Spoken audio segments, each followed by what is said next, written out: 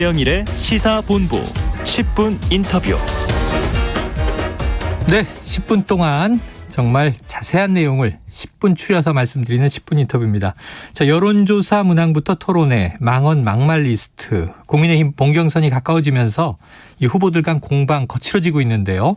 국민의힘 대선 후보 선출 투표일까지 6일 정도 남았습니다. 자, 필승 전략은 무엇일지 오늘은 홍준표 후보를 직접 연결해서 이야기 들어보겠습니다.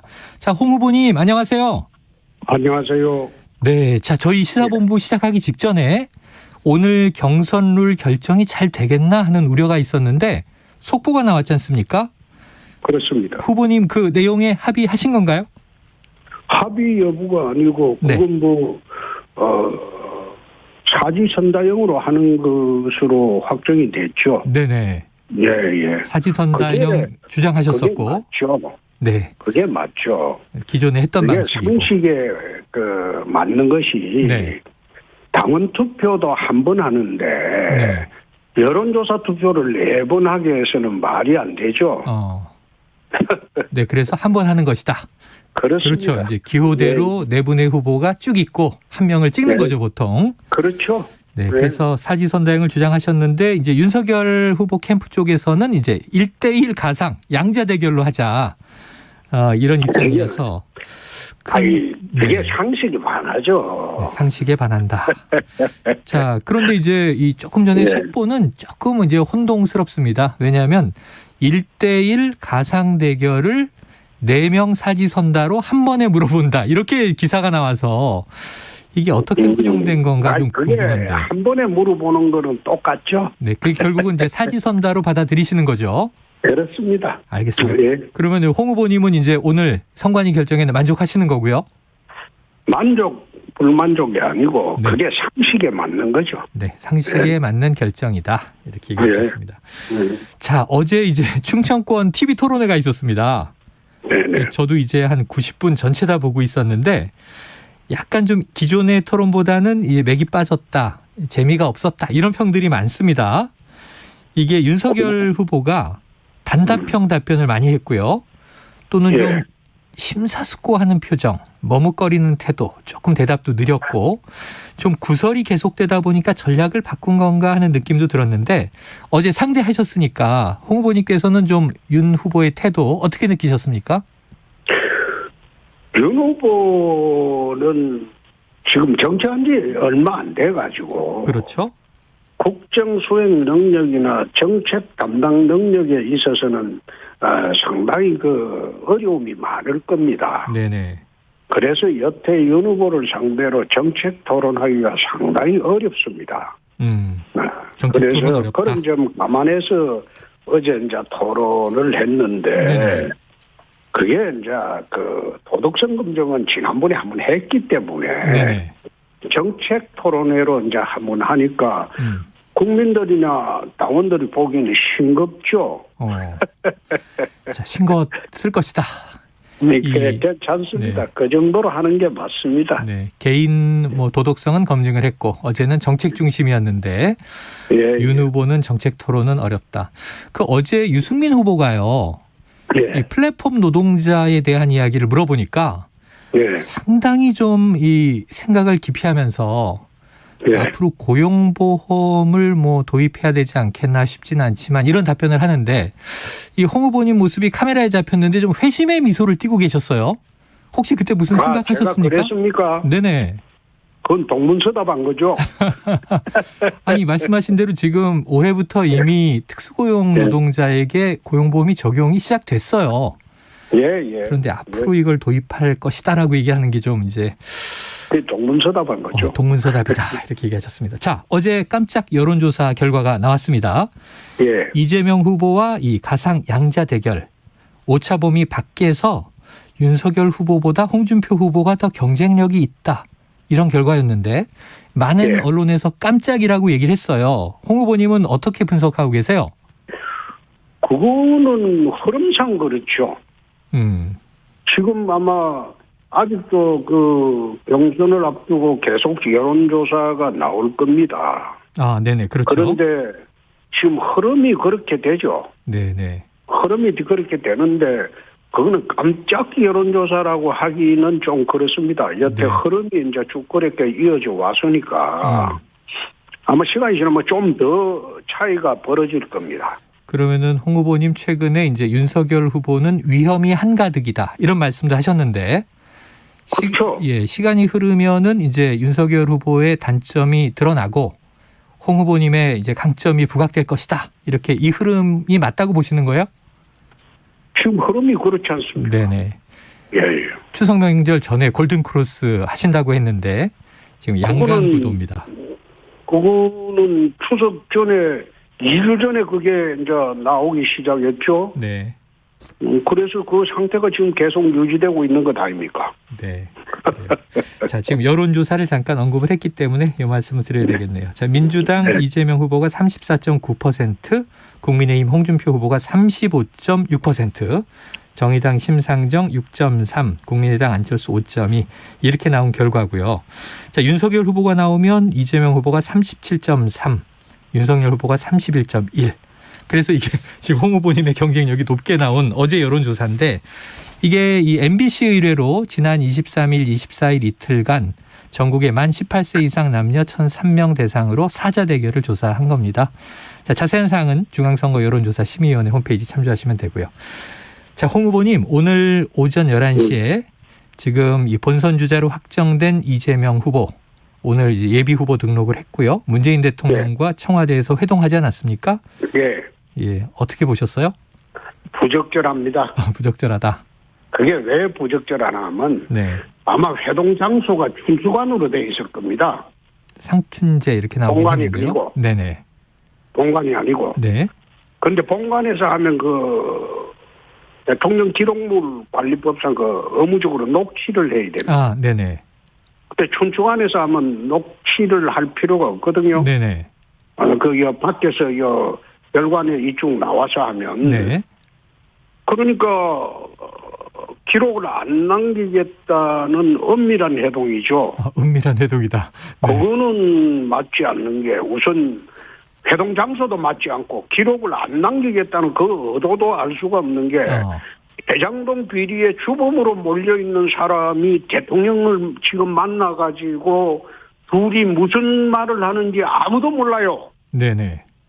그거는 역사의 기록에도 안 남아요. 그거는 말이 안 되죠. 네네. 그거는 본관에서 만나가지고 역사의 기록물로 남겨놔야죠. 그거는 나는 아마 국민들은 그 내용을 잘 모를 거예요. 네네.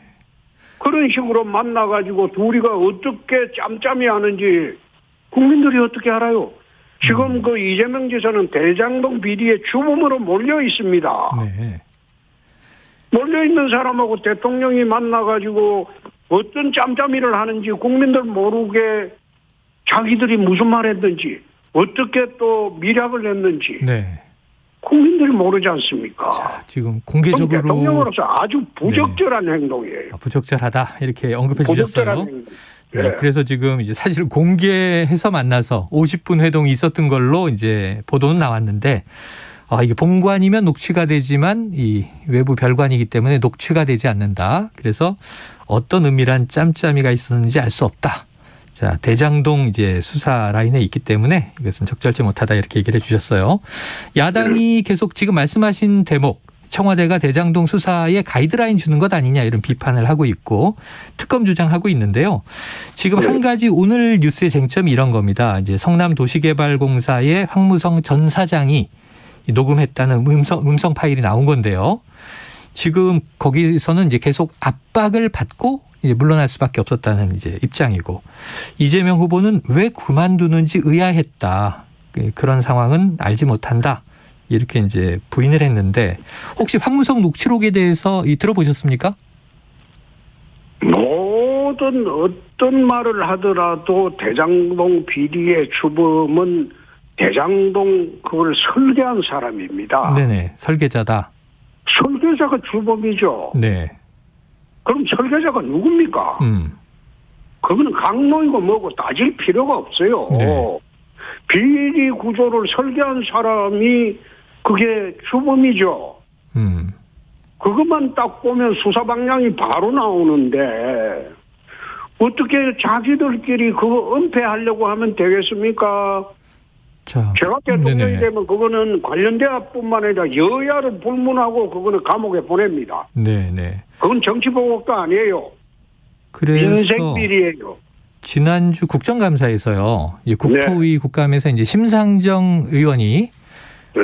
이게 뭐 돈 받은 자가 범인인데 이 설계한 자는 죄인이다 이렇게 이제 주장을 했는데 이게 이재명 당시 이제 경기지사였죠.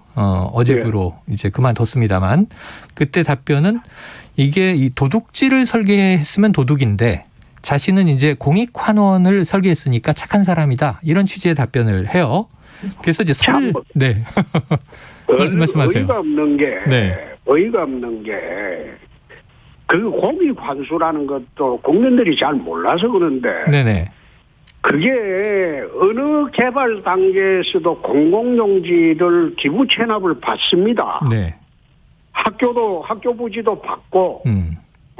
도로 부지, 공원 부지 전부 터널, 기부 다리. 체납을 받습니다. 네. 그거는 공공환수를 하는 게 아니고, 네. 그런 개발할 때는 당연히 그건 하도록 되어 있습니다. 네. 내가 경남지사를 내봤습니다. 네네. 그러셨죠. 자치단체장을 내봤습니다. 그거는 공공환수가 아니죠. 네. 국민에 의해서 기부 체납을 받는 겁니다. 기부 체납은 다 하는 그것을 것이다. 국민들이 모른다고 공공환수라고 거짓말을 하고 다니니 네. 그걸 기가 막힌 노릇 아니에요. 자, 그것은 이제 그리고 지적이나 그걸 언론에서 성과입니다. 묻지도 않더라고. 네. 공공환수의 내용이 어떠냐 한번 물어보십시오. 알겠습니다. 자, 그 말도 안 되는 변명을 지금 아무도 언론에서 그걸 취재를 안 하더라고. 네. 하지만 뭐 야당 의원들이 지금 하신 말씀은 또 국감장에서 많이 반론을 펴기도 했습니다. 자, 또 다른 이슈를 하나 여쭤볼게요. 지금 제일 큰 이슈가 대장동 의혹 대 고발 사주 의혹 아니겠습니까? 이 홍 후보님 그렇죠. 검사 출신이시잖아요. 예. 그러다 보니까 이 고발 사주 의혹에 지금 손준성 검사가 지금 이 시간도 이제 구속영장 실질 심사를 아직 받고 있는 것 같습니다. 예, 예. 예, 이 공수처의 사전 구속영장 청구 손준성 검사에 관한 어떻게 보고 계세요? 그걸 정치 탄압 이런 식으로 몰고 가는 것은 부적절하다는 게 네네. 직전 검찰총장을 하셨던 분입니다. 윤석열 후보가요. 네. 예, 예. 아니 자기 관련된 모든 사건, 부인 사건도 그러고 장모 사건도 그러고 본인 사건도 그러고 그것은 전부 정치 탄압으로 몰고 가버리면 네. 자기가 그 검찰에 있을 때 한 걸 전부 부정하는 것 아닙니까? 네네. 그거 아니죠. 그거는 그런 식으로 접근하는 것은 올바르지 않죠. 네. 그게 이제 일반 정치인이라면 그럴 수 있겠다 하지만 직접 네. 검찰총장을 하셨던 분입니다. 그래요.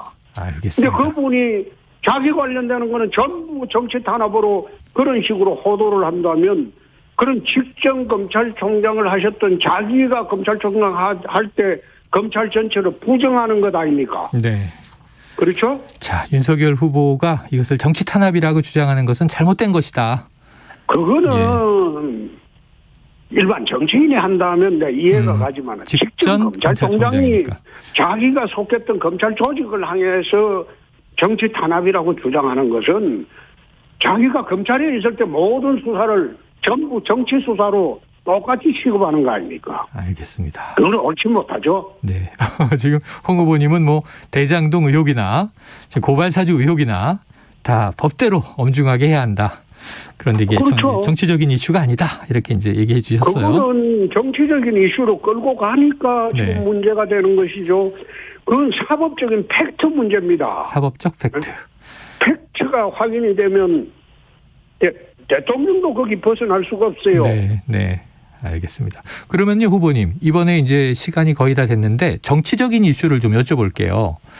지금 이 김종인 전 비대위원장의 움직임이 연일 보도되고 있는데 이준석 당대표가 누가 후보가 되든 김종인 전 위원장이 선거 작전 지휘를 해야 한다. 이런 입장도 좀 나오고 있어요. 어떻게 보세요? 거기에 일부 윤석열 후보 측에 이상한 사람이 나가서 내가 김종인하고 만나려고 했는데 거절당했다. 그런 네네, 거짓말도 맞아요. 하는데. 그거는 사실관계는 어떻습니까? 하는데 거짓말입니까? 나는 김종인 위원장은 경선에는 관련이 없는 사람입니다. 네네. 경선에 도움을 받으면 영남의 보수층들이 전부 싫어해요. 그래서 경선에는 김종인 위원장을 만날 필요도 없고 네네. 제가 만나자고 연락한 일도 없습니다. 네네. 연락한 일이 특히 없다. 참모들이 걱정이 되니까 만나보라고 계속 종용을 해도 저는 경선에는 만날 생각이 없습니다. 네네. 만날 생각 없고 연락도 없었다. 그러면 지금 홍준표 후보는 독대를 거절당했는데 이런 얘기는 윤석열 캠프 관계자들의 거짓말이다 이렇게 보시는 거예요? 아니, 그 거짓말을 어디 그 사람이 김경진인가 그 사람이 민주당 출신 아닙니까? 김경진 전 의원이요. 네, 국민의당 의원이었죠. 지난번에도 거짓말해서 당혹스럽게 하더만은 그 검사까지 한 사람이 그런 거짓말로 떠들고 다니면 안 되죠. 알겠습니다. 양식의 문제지. 예, 홍 후보님 이게 궁금한 게 너무 많은데 오늘 시간이 다 돼서 여기까지 하고요.